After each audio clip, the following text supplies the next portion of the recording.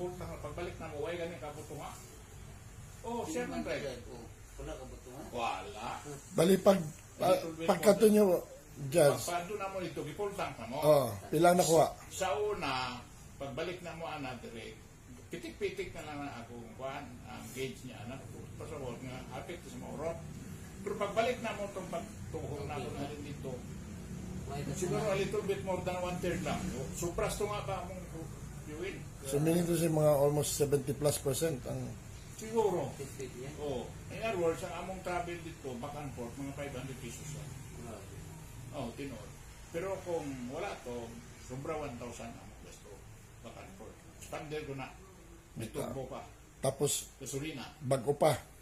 Bago ka.